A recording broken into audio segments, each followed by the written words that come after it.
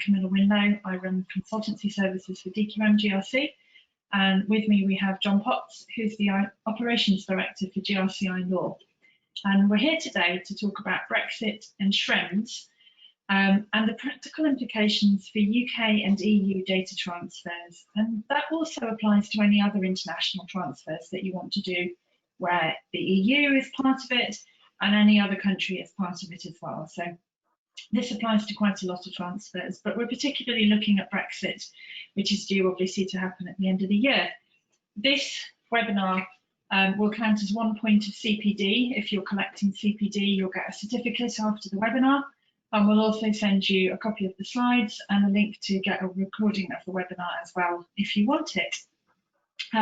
So thank you very much for joining us. I will start by introducing myself properly. I am not a lawyer. What I am is an award-winning privacy by design trainer and consultant. So I run DQM GRC, which is the data protection implementation consultancy wing of ITG and of our group. I have over a decade of experience commercialising regulatory change. I've launched 3 financial services businesses, so this is really a passion for me, finding regulations, finding things, and then finding ways to make them good business. And we have lots of different things that we can do to help you if you are interested. So we can help you assess your data transfers, come up with an action plan for them. We can train you in privacy by design. We'd love to do that.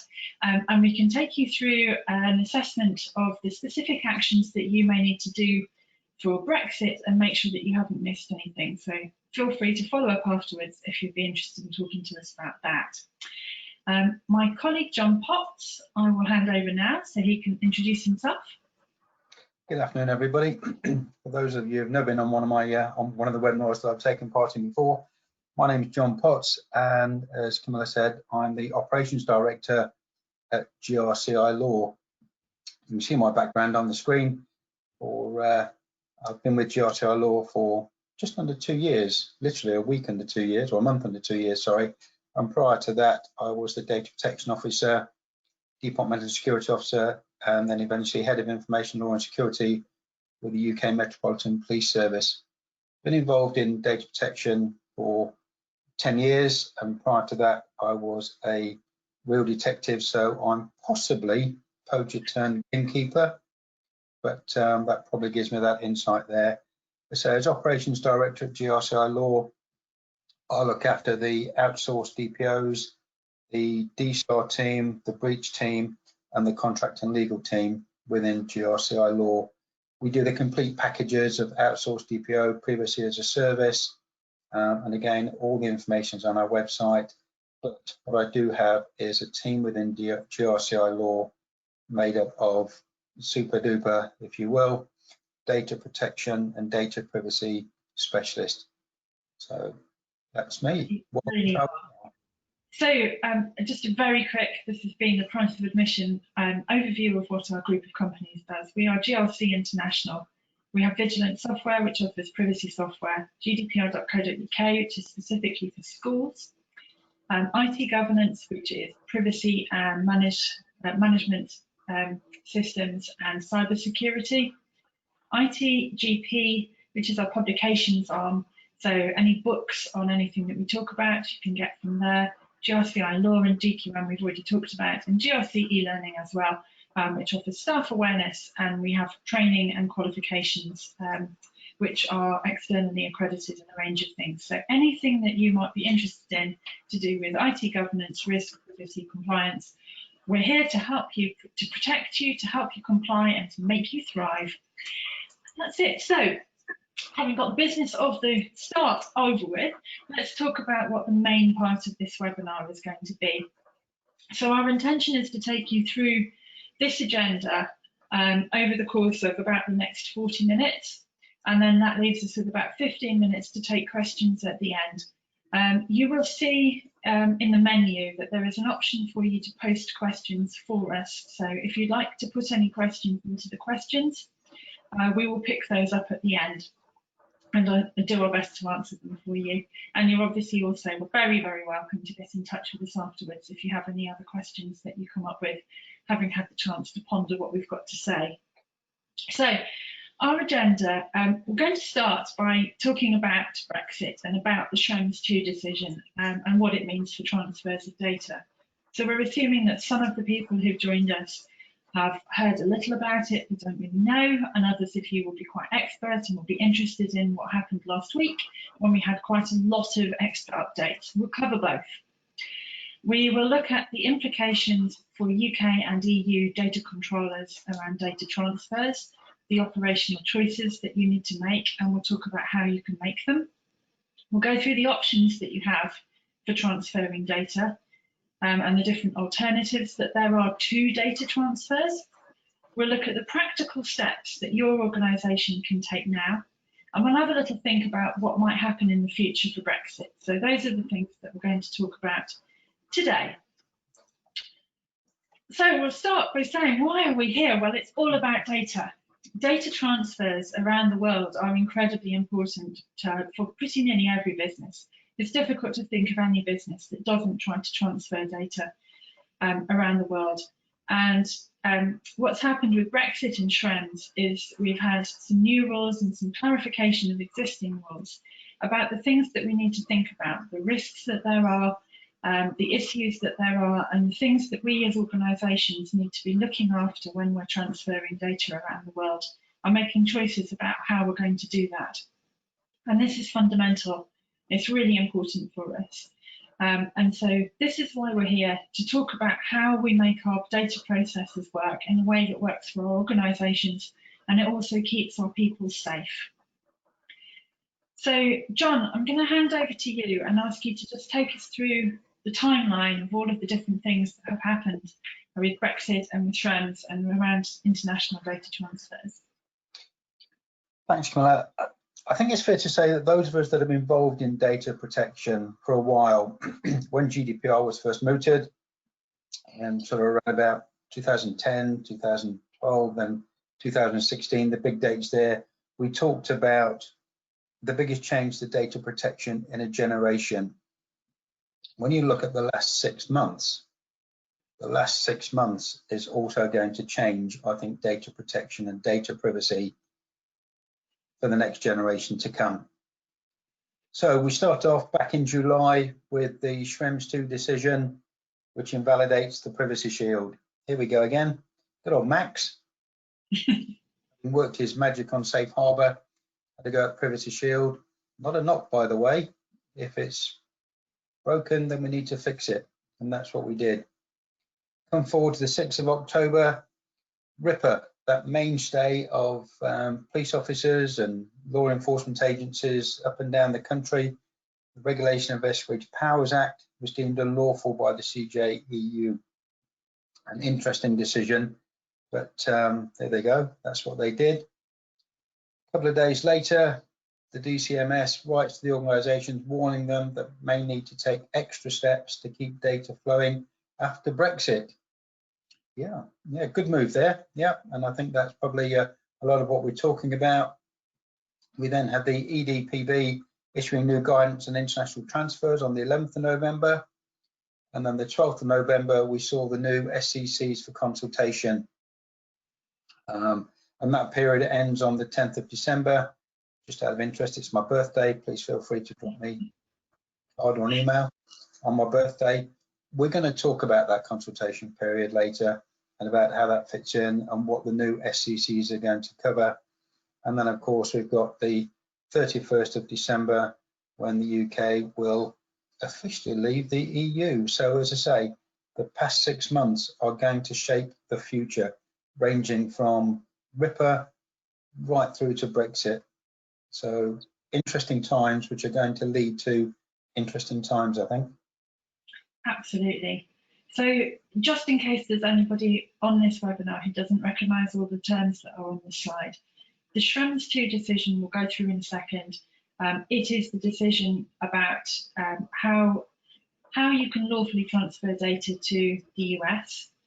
CJEU stands for the Court of Justice of the European Union. So it's the main court that you can raise court cases to in Europe. It's as high as you can get. DCMS is in the UK. That's the Department for Culture, Media and Sport. and that is the department that is responsible for data protection at a government level.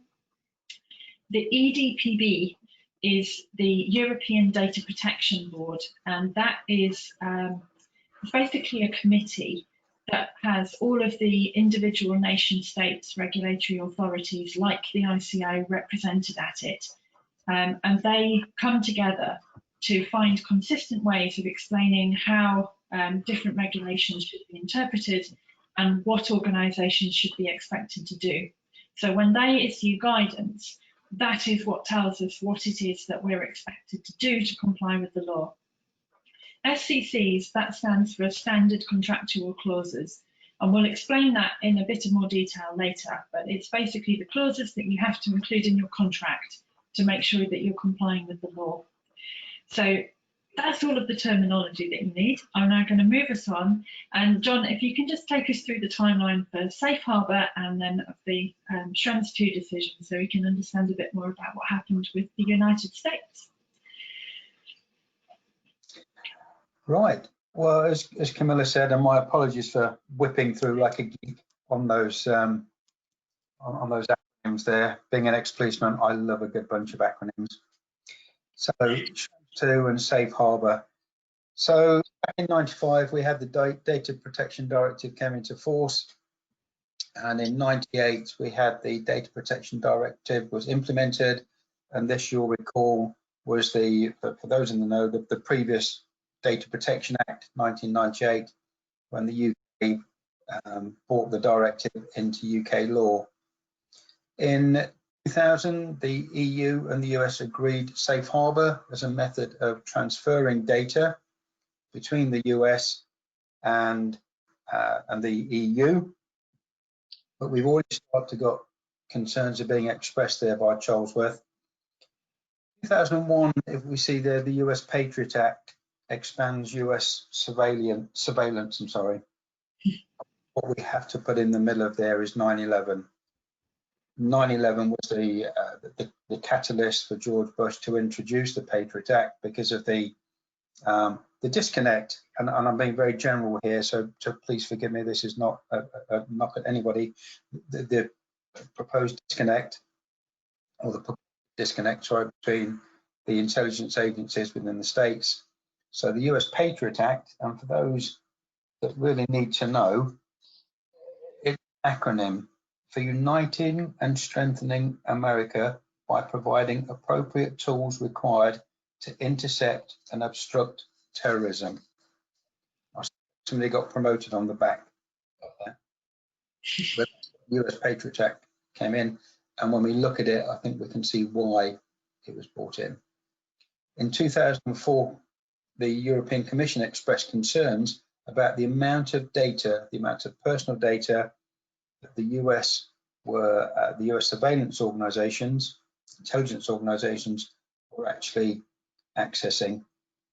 In 2013, we had Snowden releasing the NSA files to the world, WikiLeaks, etc. And then in 2015, Max Schrems wins his case, and Safe Harbour, which takes us right back to 2000, about how we share data with the US from the EU, was invalidated. So the mutings were there right back from 2000 when Safe Harbour was first agreed. The mutings were definitely there, that it was wrong, but I think it was an act for our times, and without a doubt, I think we have to see it in the context of what was happening around the world. So that's where we are. That brings us up to 2015, say, with the invalidation of Safe Harbour. Yeah, and it's an interesting one, isn't it, John? Because international data transfers, as I said earlier, they're really important. It's very difficult to do business without international data transfers, and so much of the software that we use comes from America. But they have very different laws from us, and the idea of Safe Harbour was to allow organisations to send data to the US, but it was really a political fudge, wasn't it? And this has been something that actually we've found, and I think we'll get onto it. You just can't fudge politically like that anymore. So I think we can say that this is us watching the attempts to find political nice compromises to problems failing, and this is the first time that happened. Would you say? Yeah, I would agree, and I think the other thing to remember is that safe harbour, of course, was something that it was self-regulating. Companies would sign up to say yes, they read and understand safe harbour, and they're doing everything it says they should be doing. Well, anything self-regulating like that, where the majority of people we'd like to think, be honest and have the integrity to do it, there are obviously fallbacks and people that won't, and I think that's what Max Schrems highlighted. And as I say, quite rightly so, if that's what was happening and data wasn't safe, because I think sometimes as data protection professionals, we sometimes forget that it's our data that's out there as well. So it's our data when we're flying over US airspace and things like that that was being shared. So yes, definitely.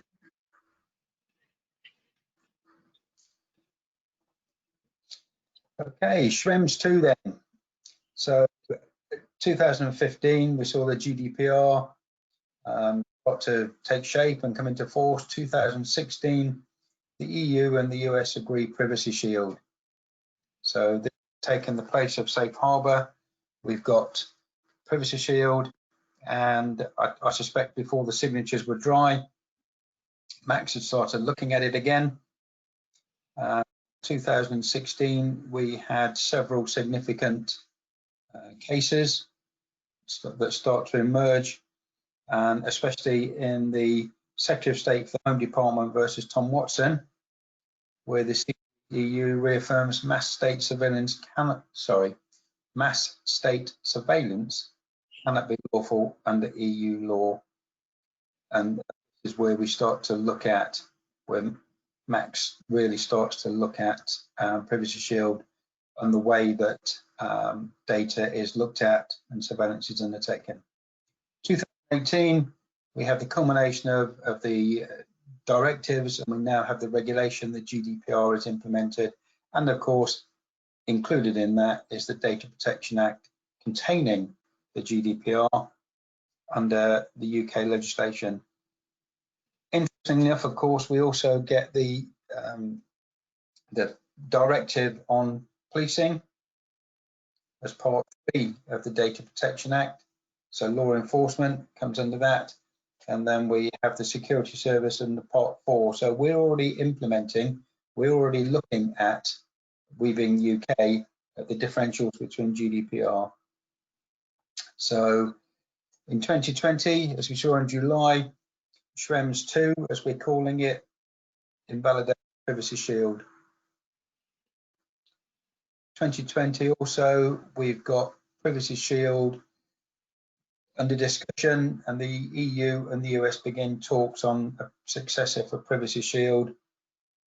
Literally within days of those talks starting, then none of your business, no-yo, issue 101 complaints across Europe, not the UK at this stage. Interestingly enough, Camilla and I were discussing this earlier on, yesterday, sorry, that it's not all big companies. They've gone for some little, smaller companies as well. So they're highlighting things that are going there. So again, we can see how, again, I'll go back to what I said earlier, if it's wrong, it needs fixing, but the impact is going to be massive on both the way we share international data for business and the way we share international data for crime, both the prevention and detection of crime.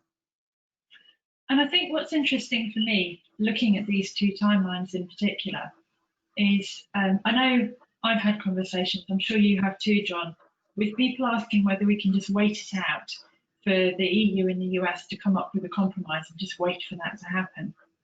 And I think what we're looking at here is twice that's happened and it's failed, and it's failing faster. So it took 15 years for Safe Harbour to go from being something that everybody was uncomfortable with to something that had been thrown out by court. It took 4 years for the same thing to happen to Privacy Shield. So that's a quarter of the time. And that kind of suggests to me that if this cycle continues happening faster and faster and faster without something radical changing, you know, any successor is going to go within a year. So this is something that we have to take seriously. It's not going away. It's coming into sharper focus, if you like. And the other thing that I'd like to sort of particularly draw your attention to is you're looking at sort of what feels like something that can be quite highfalutin, that it's, you know, it's all to do with EU bodies, and the US government and big law courts. And actually you've got these privacy activists like Max Schrems, who is not letting go of this, and None of Your Business, which is not letting go of this.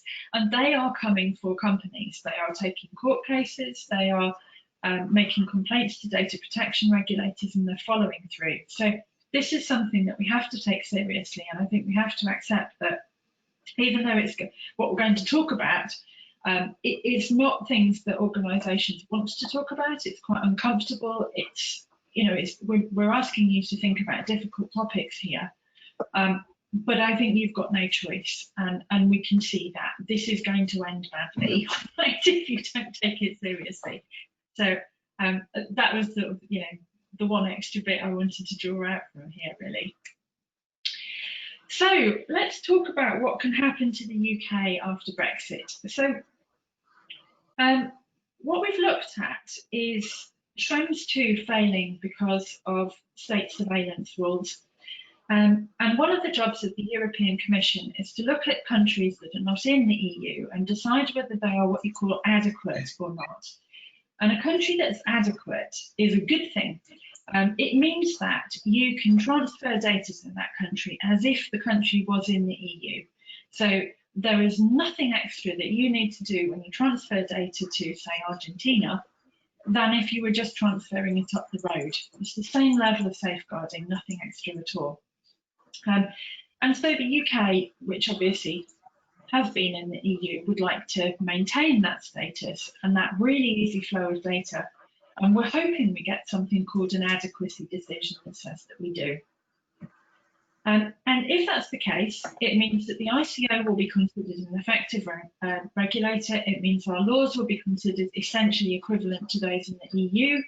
And there are no practical changes that need to be made to our data flows. What happens if we don't get the adequacy decision by the end of the year, though?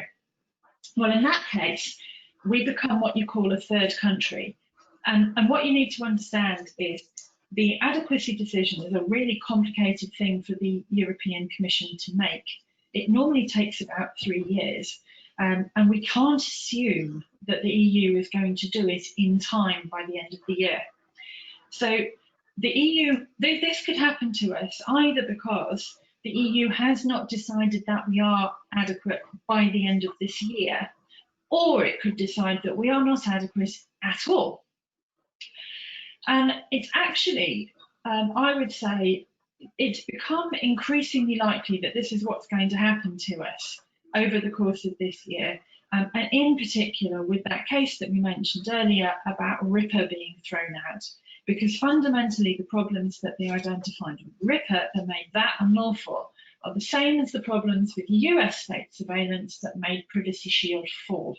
So we're saying that the amount and the way that the states are doing surveillance and the controls over that state surveillance, the EU is not okay. And that's the problem. To mobile device. And the issue that causes for us is it makes it slightly more likely that the EU is not going to make a decision and just push us through as being adequate, or that if it does do that by the end of the year, that we could end up with that being appealed or challenged by somebody like an AYB, and it could go. So we need to be planning that we might become a third country, that the EU could have the same kind of status as the US and not be, like it is now, part of the EU with that easy flow of data. I think picking up on that, Camilla, sorry if I may, just jumping in. You mentioned RIPA going back, getting on for 3 years now, where I was lucky enough to represent the UK as part of the team that achieved the Prüm agreement for the exchange of biometric data for EU and UK law enforcement. And one of the tripping points on that on a regular basis was RIPA. So I think all of these things are going to ripple through and building towards not getting an adequate decision. I know there have been lots of people that have said, well, surely we've got GDPR already implemented into the Data Protection Act 2018. Surely the rest of the other member states will just say, well, yeah, we were doing it before. We'll just give you that adequacy.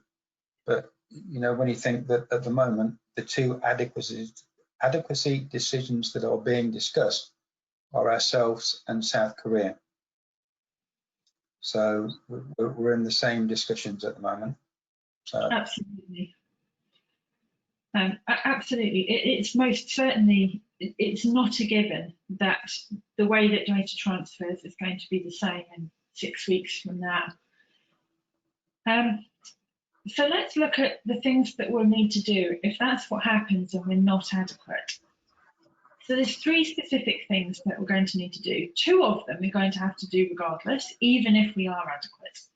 So we'll need an EU representative inside the EU, and we'll need to have picked a lead supervisory authority in the EU. And if anybody on here is an EU processor who's not based in the UK, but processes data for UK citizens, the same thing applies in reverse. You'll need a UK representative, and you'll need to have identified that the ICO becomes your supervisory authority in the UK.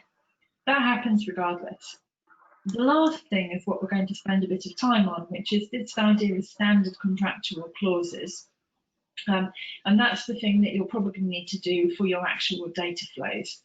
So, John, would you mind just explaining what an EU representative is and why an organisation might need one of those? Thanks, Camilla.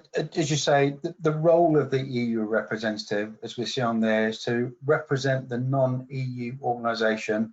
And let's get that clear. Post the 31st of December, that's going to be us, the UK.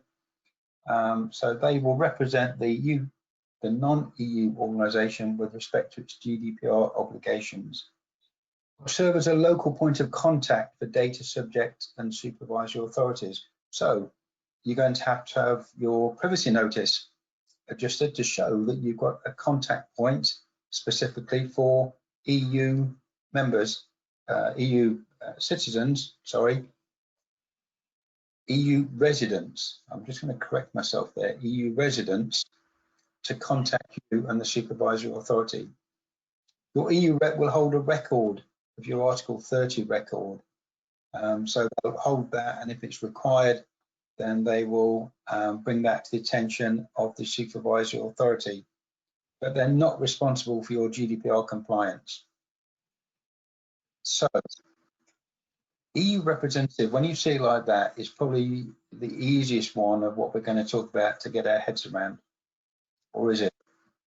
Earlier this morning, and this is a genuine story, earlier this morning, one of our DPs took a call from a third sector organisation who were convinced that they would be no longer able to operate or collect data from outside the UK because they didn't have an office in Ireland. And that's what they were concerned about. They were thinking that on the 31st of December, they would just fold. And it reminded me of a meeting I went to back in early 2018, when I was still with the Met Police, when a borough in London declared, they put a big presentation together, and they declared to ourselves, the Met, and to other councils, that they could no longer share information about children at risk with the police because it would be against, and I'm quoting, the GRDP. That was how it started. So that instantly made me think that perhaps they've got other things wrong at the same time. But that set them up for the rest of the meeting, as you can see.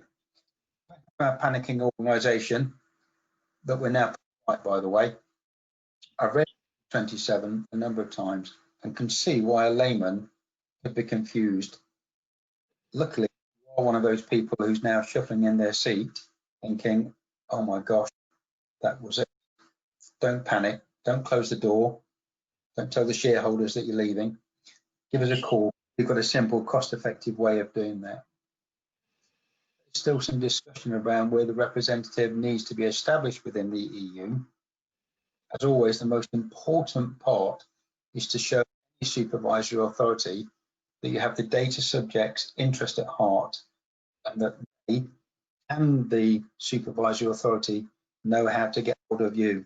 So it's privacy notice, it's Article 30, it's letting people know that you've got that rep and exactly where that rep is located. Yeah. So what about your EU and UK supervisory authorities, John? Okay, this is a really, not a tricky one, but it's causing quite a bit of discussion at the moment. The role of any supervisory authority is to monitor and enforce compliance with the GDPR, exactly as we know what the ICO does now. Provide guidance and promote awareness. So you go on the ICO's website, gives you all the guidance that you need. You can pick up on anything that they've got their heads around, and cooperate with other supervisory authorities, receive complaints from data subjects and other bodies, and as you said, in the UK, that's the ICO. And who is your most appropriate in the EU? Looking at the GDPR, I always think that Article 4 regarding the main establishment is probably a quintessential piece of Eurospeak. It is a really baffling piece. And as we know, post 31st of December, the ICO will no longer be in the tent, and therefore they won't be part of the one-stop shop that we now enjoy, which means that you can be registered with the ICO and everything else happens around that. You don't need to do anything with any other supervisory authority. But in their own words, the ICO will not be the regulator for any European specific activities caught by the EU version of the GDPR, although we hope to continue working closely with European supervisory authorities, unquote. The key to deciding if you need to register with another EU member state supervisory authority is primarily where the decisions about the purpose and means of your cross-border processing are made. The location of your DPO and other managers involved in data protection is probably also a factor that you need to take into consideration. So where are you based? Who's making the decisions? Where are your managers that are making those decisions?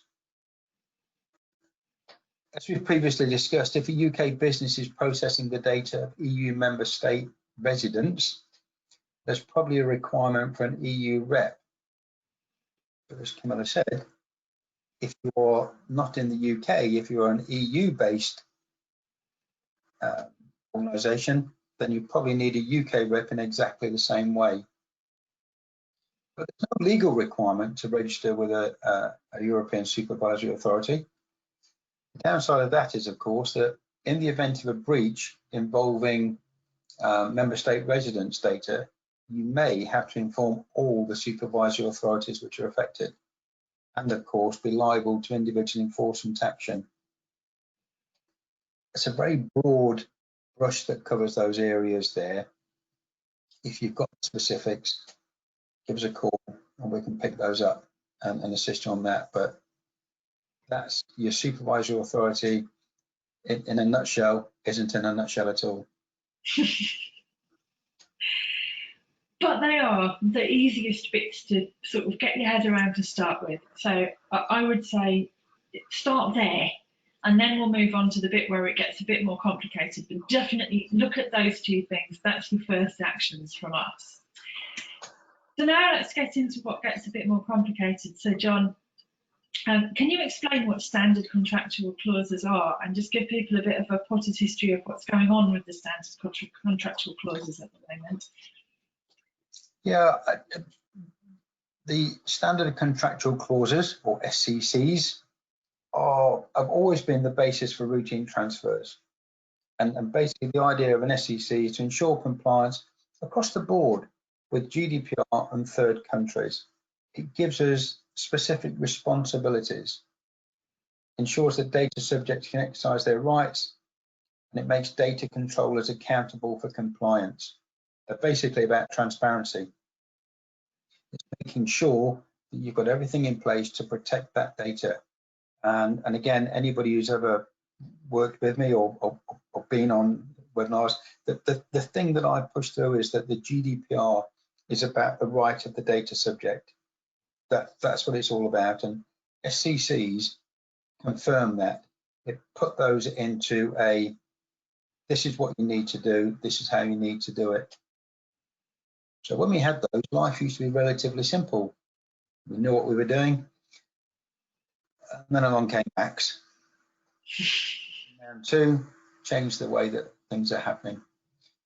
So the rationale for the need for standard contractual clauses remains the same. If someone in the EEA, European Economic Area, so let's forget Iceland, Norway and Liechtenstein are included in that, sends personal data to someone else who is outside the EEA, they must comply with the GDPR rules on international transfers of personal data. So far, so good. SCCs are one of a number of safeguards which can be used to comply and the most likely to be appropriate for small and medium-sized businesses.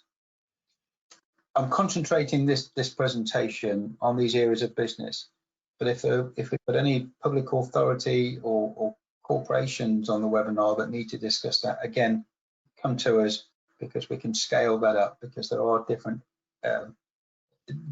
levels that public authorities and bigger businesses can use. SCCs are a standard set of contractual terms and conditions which the sender and the receiver of the personal data both sign up to. They include contractual obligations which help to protect personal data when it leaves the EEA and the protection of the GDPR. So all goes back to protecting that personal data. What are we going to do? It is the EEA sender of the personal data which must comply with the GDPR rules. The UK receivers may want to assist those senders in complying to make sure data continues to flow if the transition period ends without adequacy. That's another quote from the ICO. I think, as we've been discussing, adequacy is not going to happen before December the 31st, unless there's a rabbit going to be pulled out of a hat, as I say, but we don't know how. Life used to be simple, as I said. Although the ICO, to my knowledge, has not issued a formal statement, and we did try, believe me, to get a statement from the ICO on SCCs. I don't think you can see Camilla, but Camilla is nodding furiously, because I know we tried quite a bit on that. The ICO has not issued a formal statement yet on the new SCCs. However, that said, and I say this in all seriousness, the ICO online tool remains a really good starting point. However, as we heard earlier, on the 12th of this month, the EU have issued new draft standard contractual clauses for a consultation period up until the 12th, until the 10th of December. And those drafts of the new standard contractual clauses for transfer of personal data from the EU and third countries, and a draft of SCCs that can be easily used by controllers when engaged processors located in the EU as per Article 28. So what we're saying is that now we've got controller to processor. And we've got those drafts that are out there. I suspect the general consensus is that they'll be ready to go in early 2020 once we've had the consultation period and we get those rolled out. Where does Mac come into this again? Well, the new SCCs are more comprehensive than the previous sets. I think they run to about 28 pages, I think, 27 pages. On the one hand, they reiterate the legal requirements introduced by the GDPR in 2018, and of course the DPA, such as increased transparency, obligations of the parties, and strengthened data subject rights.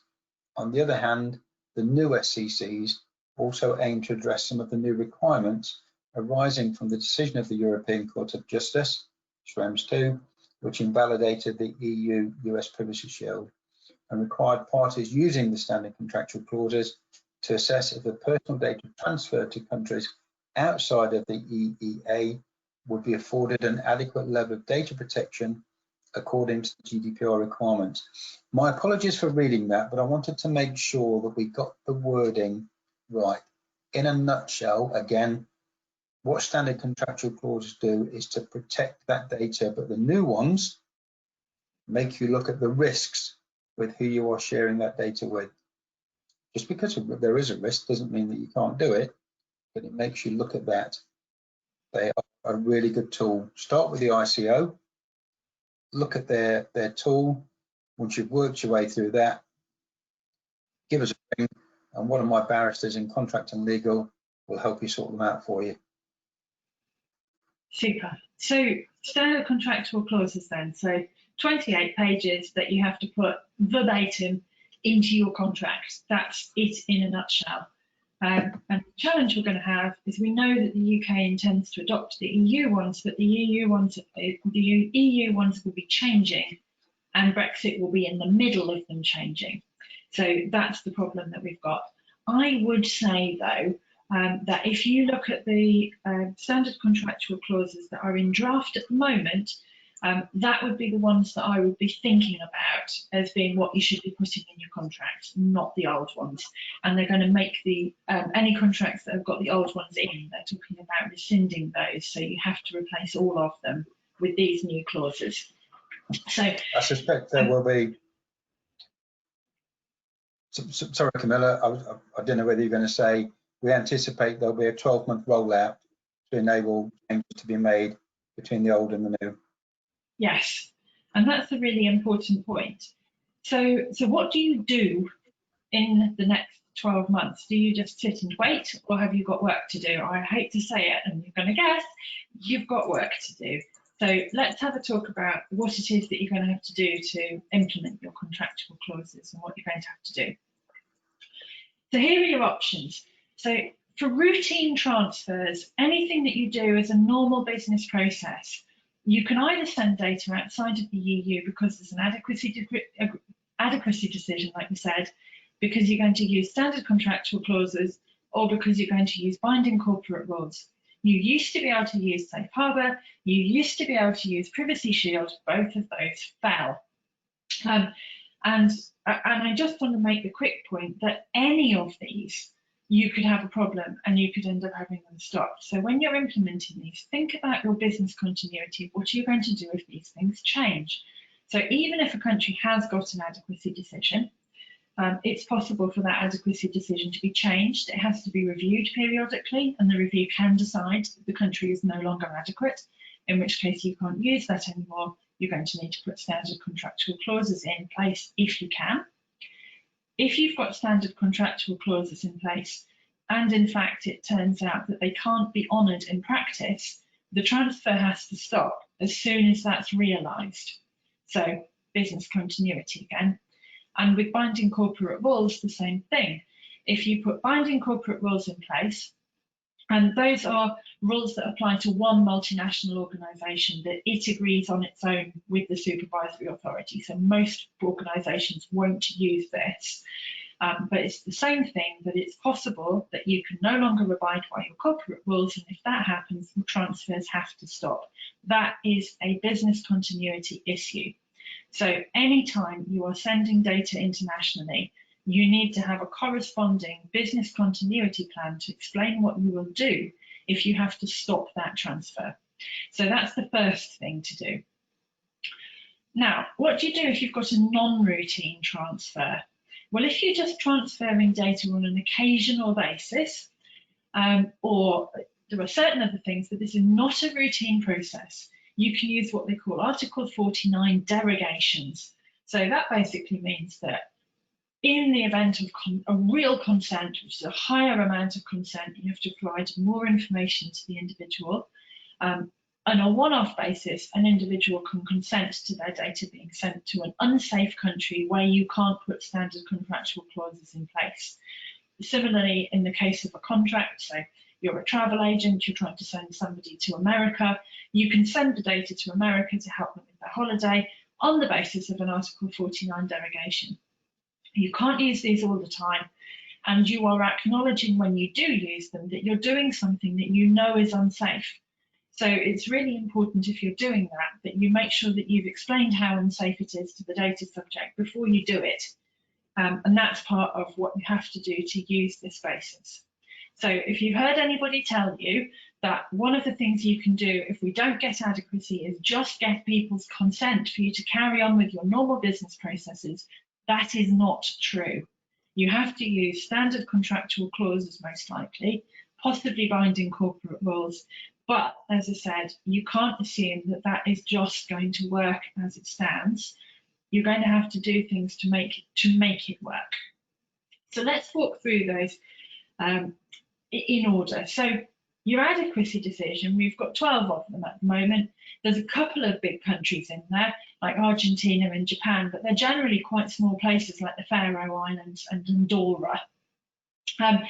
The adequacy criteria is worth running through because this is very similar to the decisions that you're going to have to make about whether you think you're going to be safe to send your data on the basis of standard contractual clauses. So you're looking at what's the rule of law like in this country? Do they respect human rights and fundamental freedoms properly? What kind of legislation is there in place? How is that enforced? About public security, defence, national security, criminal law.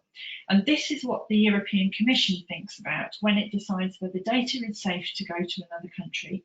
It's what it's deciding about the UK. And looking at that part on relevant legislation, this is why RIPA matters, because the Court of Justice of the European Union has said that in the case of RIPA, in the case of our state surveillance laws, they're not adequate, they're not good enough under EU law.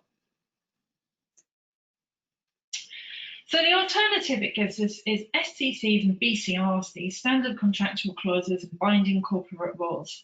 So your standard contractual clauses, they're set by the European Commission. It's your 28 pages that you have to put into your contract. They have to go into in full. You have to check that people are complying with them. It's not a paper exercise. It's not a question if you put it in your contract and that now means you're covered. So as part of you using those clauses, you have to also put in place an assurance process that says that you know that they are being complied with, and you have to document that you are following that process you've set.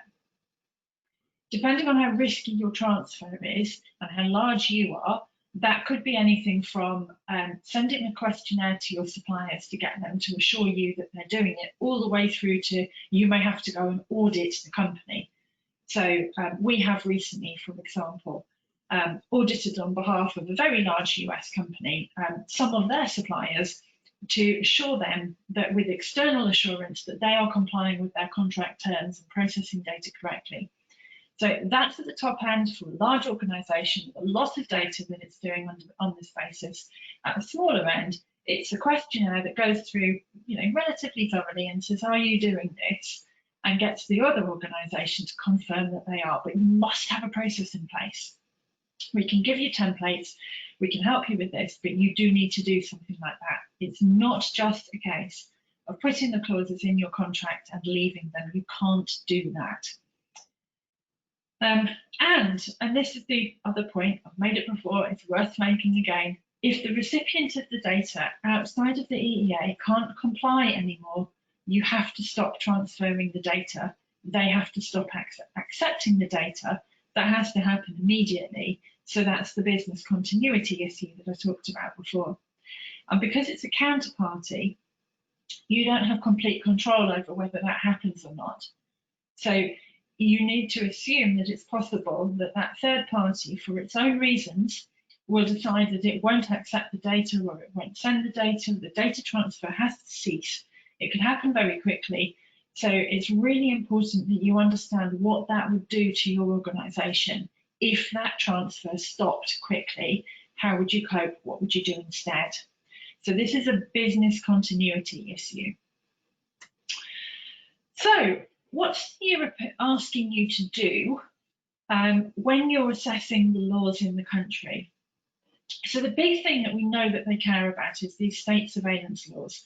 So this is the thing that the European Data Protection Board has come out and said that it wants to see. It wants to see what it calls essential guarantees for surveillance measures, and there are these 4 of them.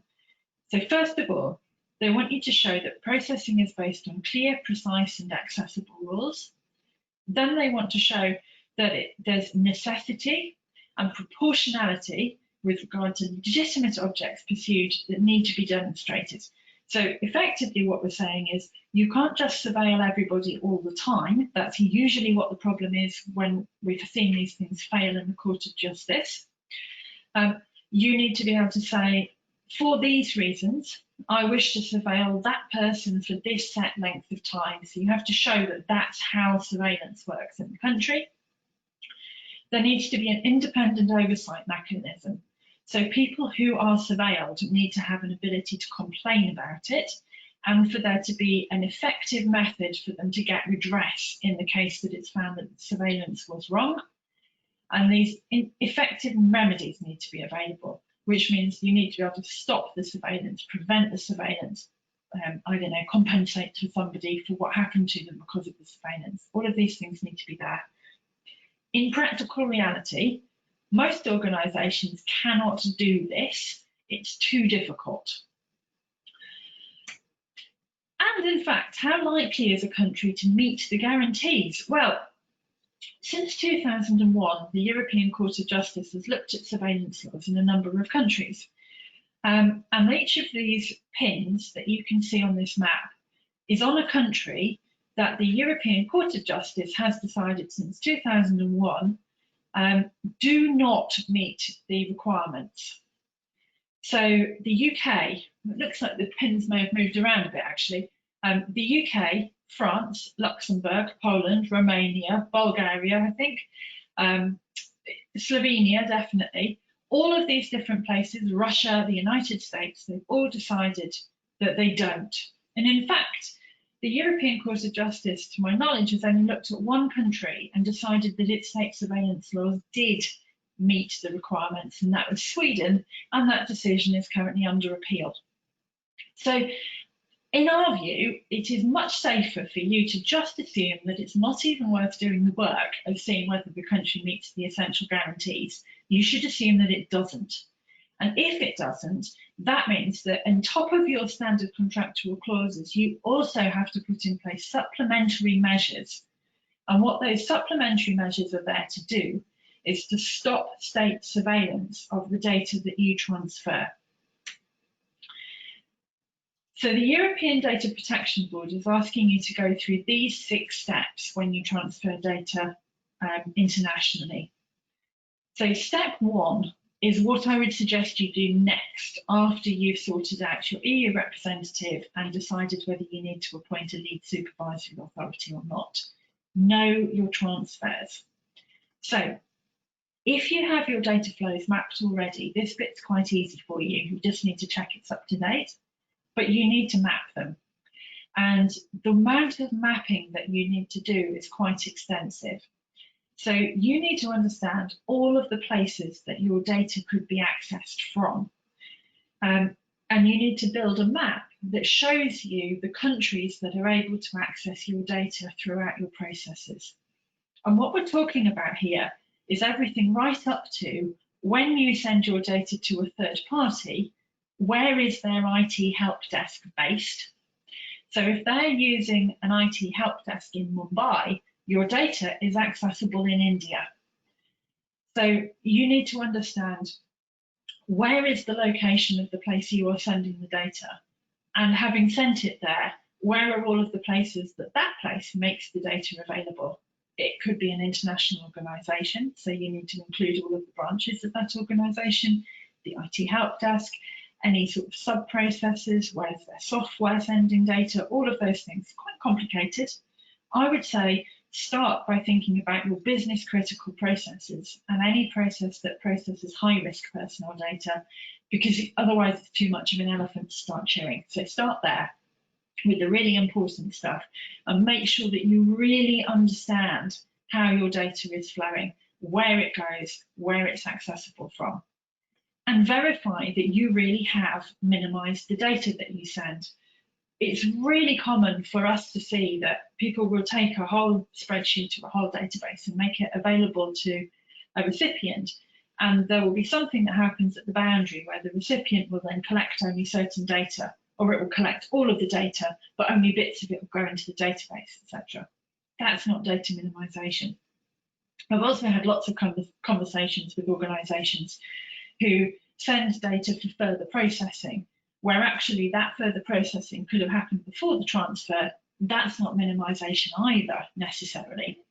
So think through your processes and make sure that you really are sending only the least amount of data that is necessary for the purpose you're transferring it for, and that you really understand where that data can be accessed from. That's your first thing to do. Focus on that. That's very much the next thing to do. Once you know where your data is going, you need to verify the transfer tool that you're using. So have you got adequacy in place? Are you using standard contractual clauses? Are you using binding corporate rules? Is there a derogation? What's that? That then needs to go into your records of processing, so you're clear on that. If you're using anything other than adequacy or a derogation, you need to do this mini adequacy approach, where you're assessing the legal environment against the essential guarantees. Like I said, unless you are massive and really up for a legal challenge, just assume it fails. Just assume it fails, okay? So that takes us quickly on to, now you've got to put some supplementary measures in place. So you have to identify some effective controls that will stop it being possible for the nation state that you are sending the data to access the data that you have sent to the country. That is strict. And we expected after the Schrems decision, I expected that the guidance was going to tell us that certain kinds of data could be transferred or certain kinds of recipients couldn't receive the data. That is not what the EDPB has done.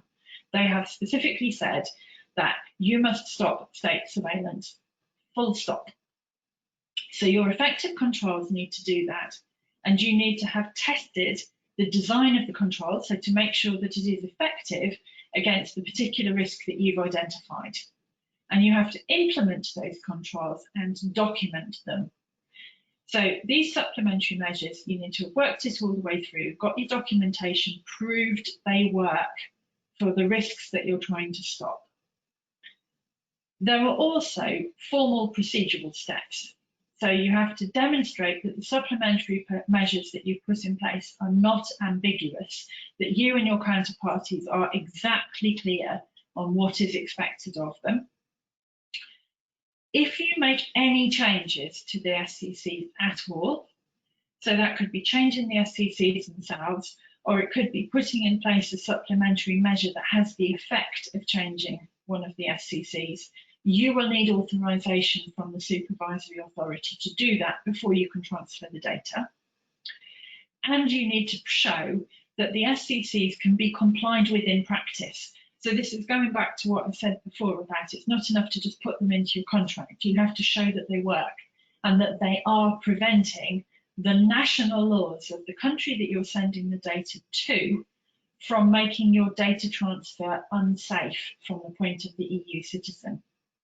So you have to show that the SCCs that you've put in place mean that the state can't surveil the data, that data subjects really do have the rights that they would have in the UK, that you're complying with the data protection principles, even though you're transferring the data to another country. And then finally, having done all of those things, you have to have a process in place to reevaluate those transfers. So if you've made a decision that the legal environment is okay, you need to be monitoring developments in the country, new laws that come out, new case law, new approaches to law and enforcement of the law. And you need to be re-evaluating whether you still believe that. Don't need to do that if you decided that it wasn't adequate in the first place. What you do need to do is do the same thing for your controls. So you need to have a testing program in place and an assessment program in place to make sure that you are constantly checking that your controls remain effective. So if you're using encryption standards, that your encryption remains unhacked, that the things that you are doing continue to target the risks that you've identified and effectively prevent those risks. This is a lot. This really is a lot for a lot of organisations, and it is going to take time. It's one of the reasons why, as John said, there is a year to get this right, but we have to start soon because this is quite a big piece of work to be doing. And it starts with this box on the left, know your transfers. That's the bit to focus on first. The rest of it is hard. That bit you should be able to do. That's hard enough. So, what are the supplementary measures that the European Data Protection Board is looking at? Well, there's basically two. So it is not, as I said, taking a risk-based approach. It says, if you still wish, after you've done all these assessments, to envisage the transfer, you should look into relevant and objective factors and not rely on subjective ones, such as the likelihood of public authorities' access to your data in a manner not in line with EU standards. One of the reasons that they've said that is that the US response to the Schrems II decision was that the states most of the time won't care about the data that gets transferred and won't try to surveil it. And the EU is saying it doesn't matter. You have to prevent them from being able to. You can't make a subjective decision about whether you think they'll be interested or not. Your job is to make sure they can't. And that means that you've got two different options here. First of all, strong encryption that means that the data can't be accessed while it's in transit and that the recipient can't access the data either, which means it cannot be used once it gets to the third country, because in that third country, the recipient can't see the data. So you cannot send it to a third country with the intention that the third country is going to be able to do anything with your data. The second thing you can do is you can use what you call privacy enhancing technologies that prevent the individual being identified. So effectively, that means that you're not sending the data itself, or if you are, you're sending it in a way that pseudonymizes it enough that the recipient cannot work out whose data it is, which is quite complicated to do in practice, but that is a way of doing it. You can provide data about somebody to a third country in a way that stops that recipient from working out who send it, re-identifying whose data it was in the first place. They're really the only two options that you've got. And it means that most transfers are off limits. So the two kinds of transfers that most organisations try to do, and are becoming increasingly more common, they're out. And it explicitly says so in the guidance. So if you are planning on putting data in the cloud, so that you can control where the cloud data is stored, so nominate EU servers, for example, and then allow other countries to access the data from the EU servers, you can't do that. That is not okay. You are unlikely to be able to find a way of implementing appropriate supplementary measures to make that okay. And you also can't transfer data for shared business purposes. So if you have a group with offices in different countries, more than likely you cannot send the data to those other countries so that they can do business purposes with them. So you probably can't have one office that does all of your payroll outside of the EU and send data from the EU to that office for the payroll to be processed. And I said to you at the beginning that this is really strict, and we are going to be talking to you about things that are not comfortable, that you probably don't like. This is not the kind of guidance that a lot of businesses will welcome, because this is so strict. And this is a lot of things that businesses want to do. You're being told are now very, very difficult because of this strict new guidance.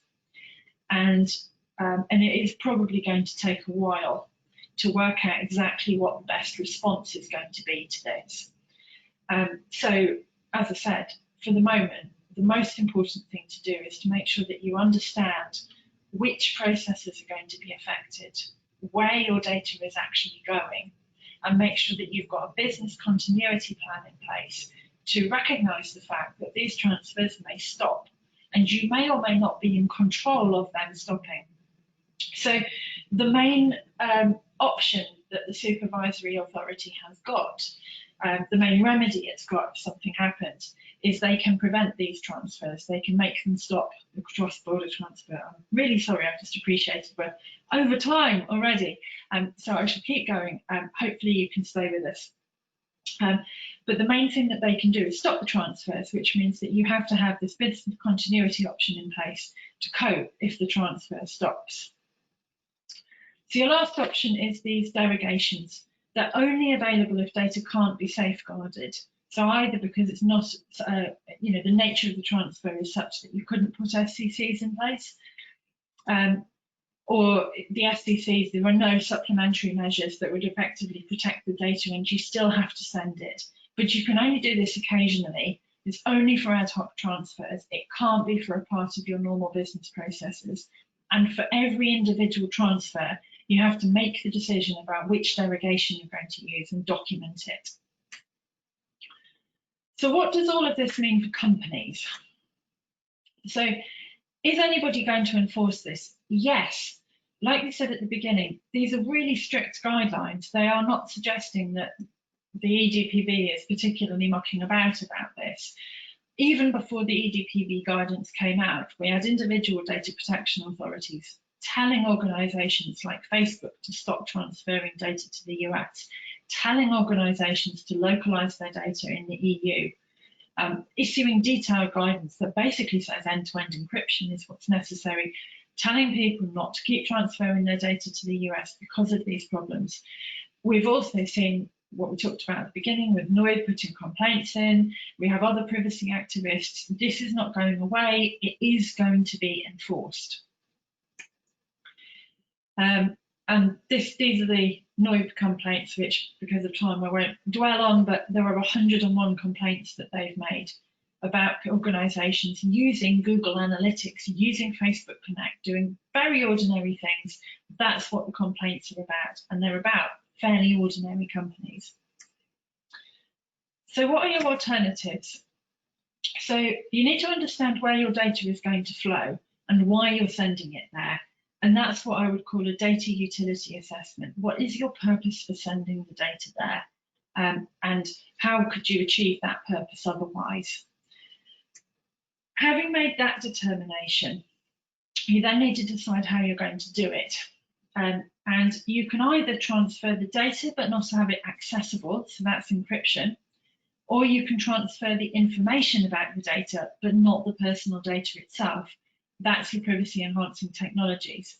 The other alternative you've got, which is difficult, is you can completely anonymize the data, which removes it from the scope of GDPR.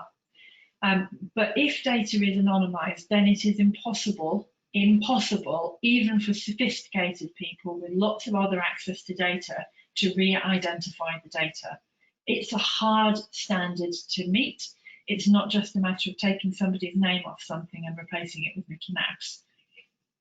So, but the point is that only the data exporter should be able to identify the data, and nobody else should when it's traveling outside of the EU. So your practical steps to take today: appoint an EU representative if you need one. Identify an EU lead supervisory authority if you need one. You have a number of implementation actions that flow from that. Things like updating your template letters for DSAR for subject access requests to make sure that they refer to your EU representative and your lead supervisory authority. We can help you with that. We think there's about 150 of them. We can help you identify all of those. 5-minute activities, every single one of them. It's just a lot of them. So get all of that done. That's your first thing. Then map or review your data flows and process flows and make sure that you have a map showing all of the locations where your data can be accessed from. Then, having done that, we move into the difficult and complicated stuff, which is establishing your lawful basis, your supplementary measures, and putting your implementation plan in place to get that right. Sorting out your business continuity plans for what are you going to do if the transfer has to fail or has to stop, and updating your data protection impact assessments and your records of processing. That's the things that you're going to need to do, and do them in that order, I would say. For EU organisations, appoint a UK representative if you need to, register with the ICO and pay the fee if you need to, complete your implementation actions. It's the same 150 or so. Map or review your data flows and your process flows. Establish your lawful basis, supplementary measures that you're going to put in place, and sort out your implementation plan to make that happen. Update your business continuity plans and update your data protection impact assessments and your records of processing to show how you're now processing your data. And your next steps that we can help you with. So we can help you with an EU representative, we can help you with the UK representative, just come and ask. We have a Brexit checklist and a data transfer assessment that we can help you with to help you work out what actions you're going to have to take around the EU representative, the UK representative, and working out what to do with your data transfers. You can get your data flows mapped and your documentation updated using a tool like CyberComply, which we offer. And you can update your business continuity plans and understand how your business continuity planning is working for you using a business continuity health check. We can help you with any of those things, so just ask us. We also offer a half-day GDPR and DPA 2018 after Brexit training course that you can come on that will explain in detail how UK GDPR and DPA 2018 varies from the EU version. We can offer you an EU representative. We can do these transfers, assessments, and help you work out what you want to do. And to help you get your data mapped and your data organised and your privacy compliance sorted out, we can offer you CyberComply, which is a really fantastic, user-friendly tool that helps you put everything in one place so you can keep an eye on it. Questions? Right, I'm now going to go and see whether anybody has got any questions for us. We have lots of questions. Okay, so will the outcome of Brexit, a deal or a no deal scenario, affect whether the UK will become a third country after the transition period? Will we become a third country regardless of the outcome? Well, as we said, most likely we are going to become a third country. It's unlikely we're going to get an adequacy decision. The adequacy decision may or may not come along with any withdrawal agreement. They're two separate things. And the safest and most sensible thing for you to do is to assume that we are going to become a third country. And these problems and these challenges that we've outlined today are going to be things that we're going to need to tackle. Will a handout be available? So you'll get the slides that we've taken you through. You'll get a recording of this webinar. You have the option to ask us any questions afterwards as well. Please do that. I'm very happy to talk to you. And we'll also be, we're always available. And we have all of the other things that we talked about that we can help you with as well. We have a complicated one. What are the implications for organisations in the UK and EU who use Microsoft Outlook, which obviously includes transfer of data, but there is no way small organisations can insist on standard contractual clauses? Right. So the correct answer, according to the EDPB guidance, is that you should stop using Microsoft Outlook.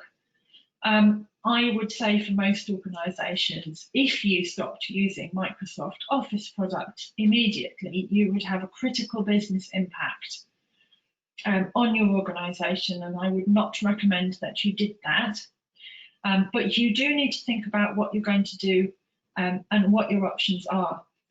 You are,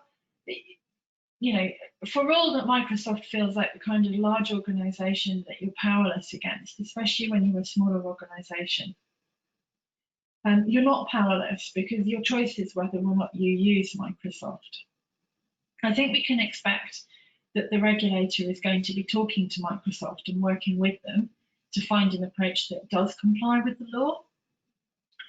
And that can be part of the risk plan that you put in place. But the thing, again, going back to business continuity, the thing that I would say to you is, with something like that that's so embedded in an organisation, it's a business continuity problem. What would you do if there was an outage, if there was a problem? What would you do? in that situation? What would you do if they put out an update and the update failed, if there was a hack or a problem that meant it was unavailable to you? That's the same as if a supervisory authority said, we're going to outlaw this, we're going to stop these data transfers, or, you know, I think it's probably too much to expect organisations to stop immediately, but those are questions that you need to be asking yourself.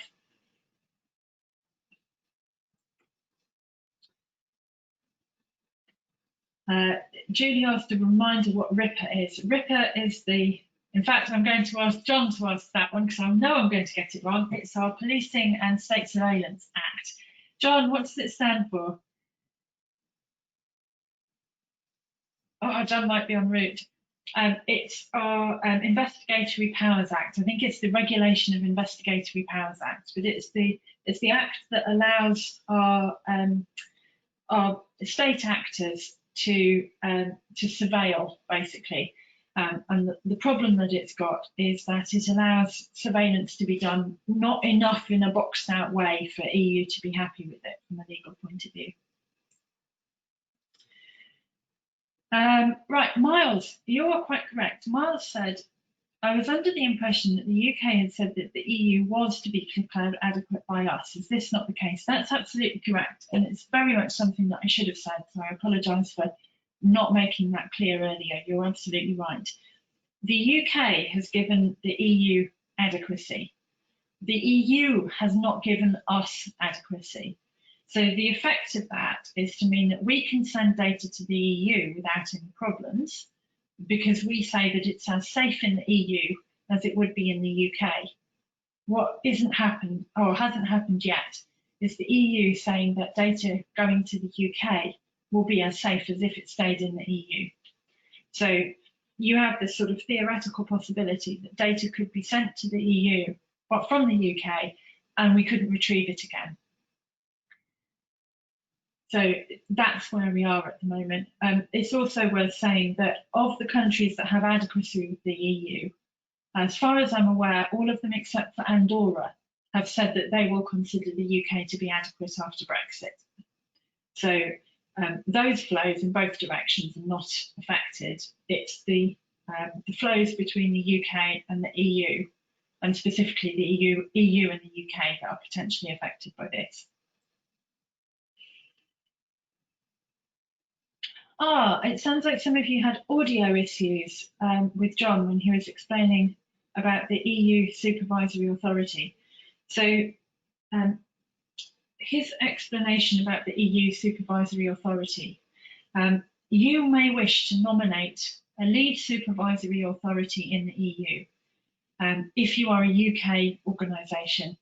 And the advantage if you do that is that that organisation will then liaise with all of the other supervisory authorities for you, and they become the one that's responsible for regulating you.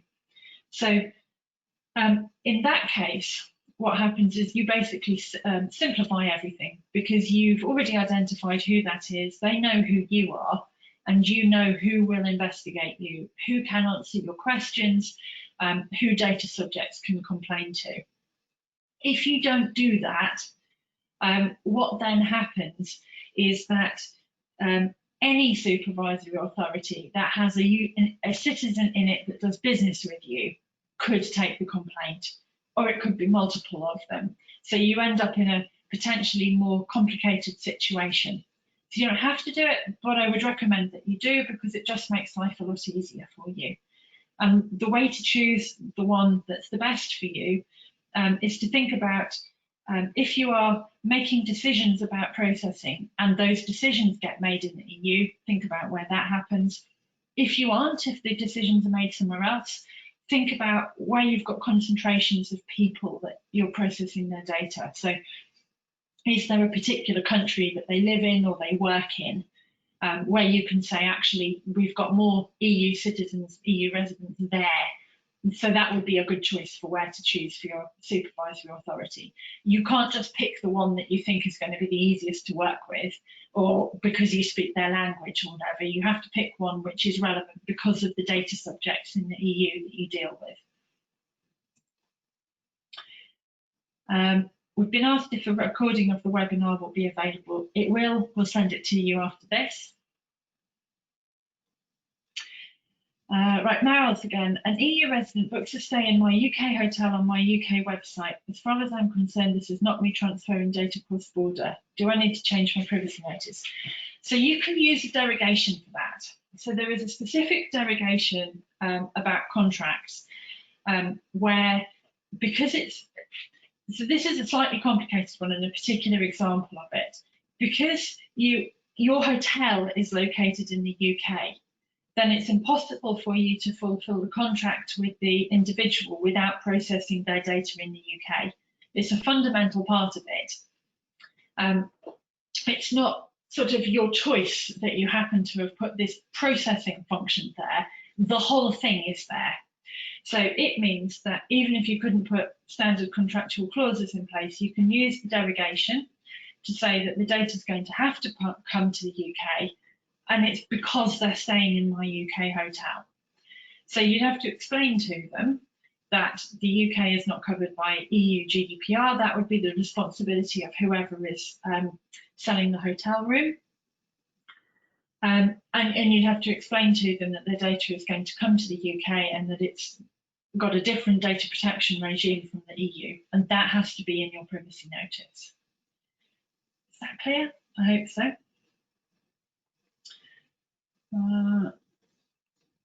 Bernard, I can see hello, but I can't see a message, unfortunately.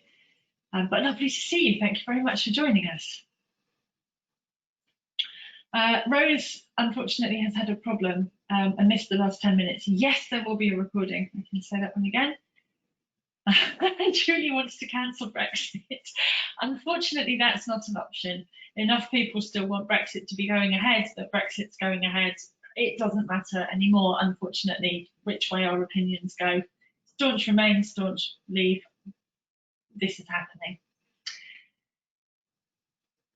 Can data transfers to third countries active/strong national surveillance programs like those focused on Schrems II ever be legal? Only with the supplementary measures in place that I mentioned. So where that receiving country can't see the data, can't identify an individual from the data, then yes, it's legal. But it is not legal if they can. Is there a list of third countries as such? If so, who can provide me with this list? A third country is any country other than the countries of the EEA or any country that has an adequacy agreement. The best way for you to get a list is literally to Google those things. So which countries are in the EU and the EEA, and which countries have an adequacy decision from the EU Commission. Either of those will take you to a list, and it'll take you to a page with the up-to-date list, because those things can change. You know, we've left. South Korea and the UK might go onto the list. So that would be my recommendation.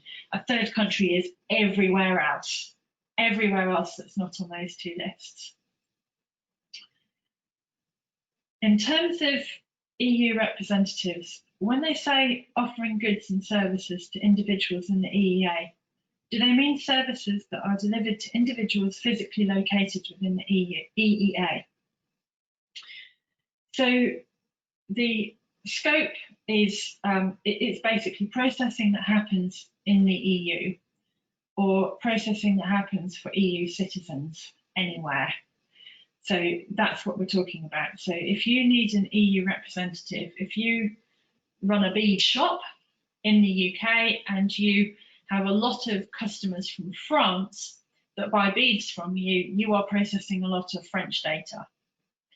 And equally, if you have a UK hotel and you have a big market of French people that come and stay in your hotel, you're processing French data.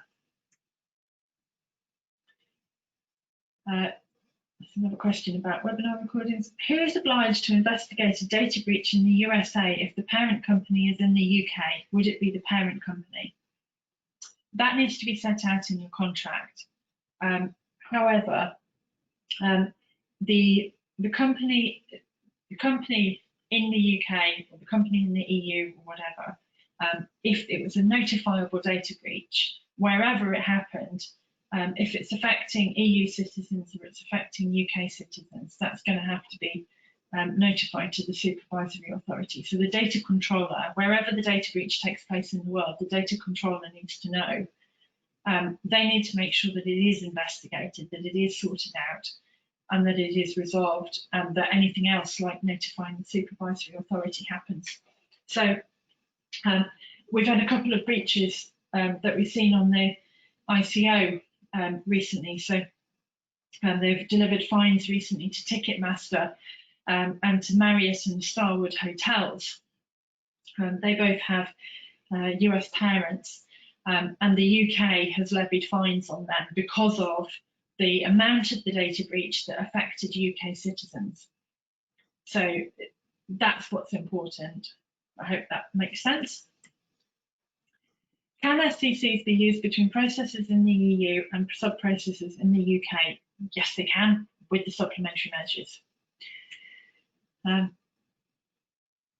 28 pages makes a contract very long. It really does. Yes, there's no getting away from that. It's a true fact. Can you please talk about exactly what constitutes a data transfer? Yeah, so data transfer is anything where data moves. So that could be literally physically the data moving. So I send a file from here to another country, but it can also mean data being accessed from another country as well. So if I have data on a server in the UK and I send a copy of the data from that server, or I put the server in an envelope and I post it to the US, that is a data transfer. It's also a data transfer if somebody from the US accesses the data on my server via the internet or whatever. Both of those are data transfers. So it's anything that involves personal data becoming accessible somewhere else or by a different organisation. Can the SCCs be part of an appendix to a contract? I believe they need to be in the contract itself. The appendix might be where you'd put the supplementary measures. They certainly need to be a core part of the contract. Can you rely on SOC 2 reports for large companies?